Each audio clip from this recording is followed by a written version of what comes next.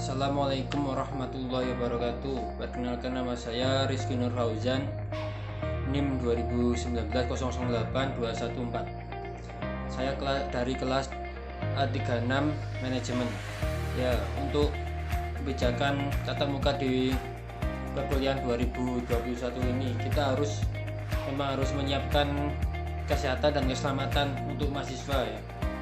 Dan kita juga harus memperhatikan untuk aspek dosennya atau gurunya, karena jangan sampai ada yang dikriminalisasi gara-gara mahasiswa yang terkena COVID, menjadikan untuk dosen itu dikriminalisasi dan untuk dan untuk di perkuliahan ini, di perkuliahan kampus harus siap menyiapkan seperti hand sanitizer, cuci tangan, dan untuk keselamatan yang lainnya. Memang sekarang banyak sekolah-sekolah swasta yang lain sudah membuka sekolah offline tatap muka. Ya, memang banyak sisi negatifnya, menjadikan mahasiswa tidak fokus belajar dan kurang masuk untuk dipahami saat pembelajaran daring. Nah, selain itu, kita jika memang ingin membuka sekolah offline tatap muka di perkuliahan, kampus itu harus mempersiapkan wajib masker, akses fasilitas kesehatan, dan termogan, dan juga hand sanitizer untuk cuci tangan. Kalau tidak, kita melihat daya tampung kampus dulu. Jika mahasiswanya sekitar 1000-an, lebih baik yang untuk ditatap muka kan offline kan lebih baik untuk yang ingin skripsi, dan juga yang mahasiswa baru saja. Yang untuk mahasiswa yang menengah lebih baik daring.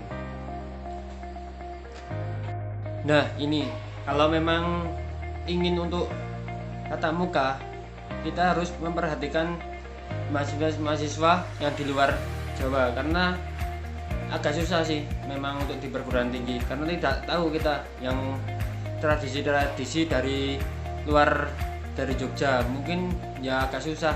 Kita harus siap mengaturnya, apalagi kalau jika dia terkena COVID. Nah, dan kampus juga harus bisa mengkoordinasikan seperti Bapak Duko, Bapak RT, dan ibu kos yang mahasiswa yang di luar Jogja itu, mengkoordinasikan untuk mensosialisasikan agar bisa ikut bertanggung jawab. Nah, yang selanjutnya kebijakan pengekspor benih lobster. Nah, untuk kebijakan pengekspor benih lobster ini saya tidak setuju ya. Ya, kita melihat SDA kita ini adalah sangat isi, karena udang ini kalau dijaga akan beregenerasikan sendiri. Semakin kita atasi dan semakin kita jaga, semakin produksi SDA kita. Beda kalau tambang. Kalau tambang kita menambang kan pasti akan habis kan. Nah, kalau lobster itu kan bisa kita budidayakan. Dan di seluruh dunia ini yang jual lebih lobster hanya di Indonesia aja. Di negara-negara lain nggak ada yang menjual benih lobster. Juga udang ini adalah plasma nutfah, tidak bisa direkayasa berkelanjutannya. Kalau ikan bandeng sudah bisa dikawinkan di dalam bak, sedangkan lobster tidak bisa. Kita harus melindungi sejenis lobster ini, dan ekspor benih lobster secara ekonomi hanya akan menguntungkan para pembudidayanya di Vietnam, karena mereka mendapatkan pasokan benih sehingga daya saing di pasar para pembudidaya di Indonesia banyak kekurangannya pasokan benih, karena sebagian benih diekspor ke Cina. Nah, sekian dari saya untuk pendapat kebijakan tatap muka di 2021 dan kebijakan pengekspor benih lobster. Wassalamualaikum warahmatullahi wabarakatuh.